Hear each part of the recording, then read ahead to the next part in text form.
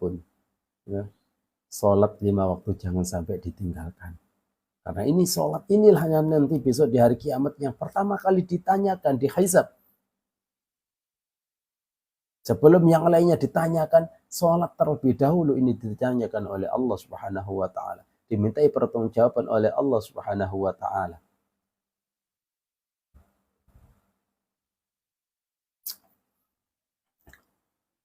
Kemudian jadi sesibuk apapun sekali sholat itu adalah ibadah yang paling murah, paling ringan.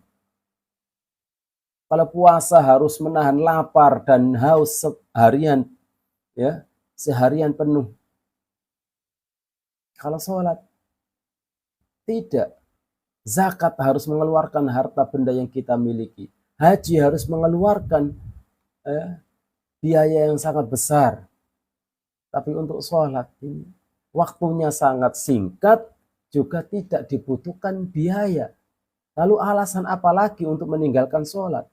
Pekerjaan serumit apa?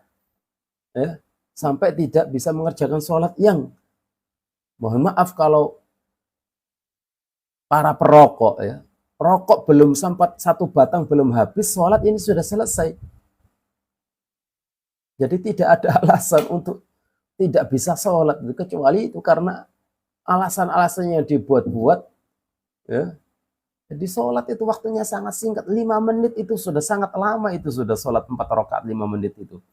Sudah hebat, sudah sholat 4 rakaat 5 menit, sudah hebat itu. Jadi nggak ada alasan untuk meninggalkan sholat karena kesibukan dan lain sebagainya. Ya. Jadi sekali lagi, ayo, ya, yang kemarin-kemarin meninggalkan sholat, mulai saat ini jangan lagi tinggalkan sholat.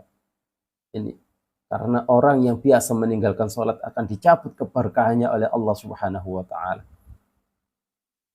Kalau pengen harta yang kita miliki itu diberkahi oleh Allah Subhanahu wa Ta'ala, usaha kita diberkahi oleh Allah Subhanahu wa Ta'ala, anak-anak kita menjadi anak yang diberkahi oleh Allah Subhanahu, keluarga kita diberkahi oleh Allah Subhanahu wa Ta'ala, jangan sampai ada yang meninggalkan sholat 5 waktu. Kesehatan kita diberkahi oleh Allah Subhanahu wa Ta'ala, jangan tinggalkan sholat 5 waktu. Ini kunci keberkahan semuanya itu ada pada ibadah sholat.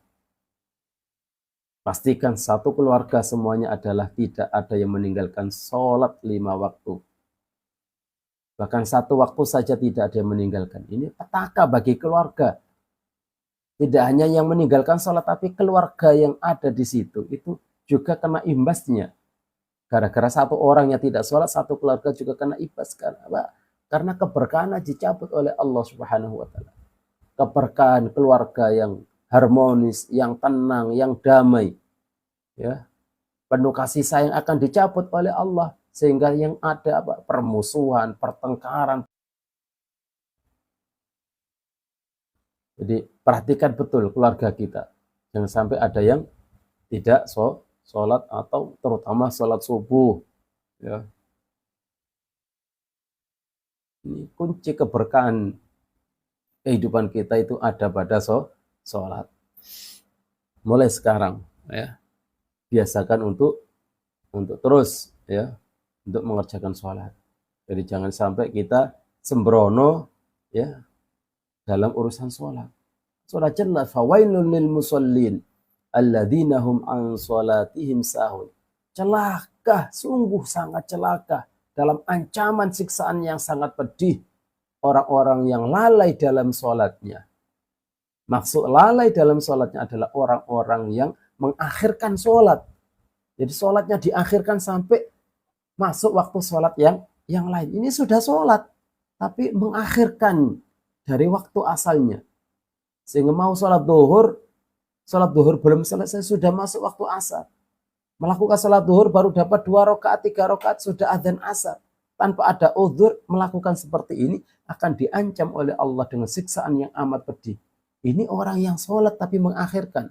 Lalu bagaimana dengan orang yang tidak sholat? Na'udzubillah. Ya, jangan sampai ini ada pada diri kita, atau kita termasuk orang-orang tersebut yang diancam oleh Allah Subhanahu wa taala. Jadi orang yang lalai dalam sholatnya itu bukan orang yang tidak khusyuk gitu, enggak. Maksudnya lalai dalam sholatnya adalah alladzina yuakhiruna sholata an waktiha. Orang-orang yang mengakhirkan sholat dari waktunya.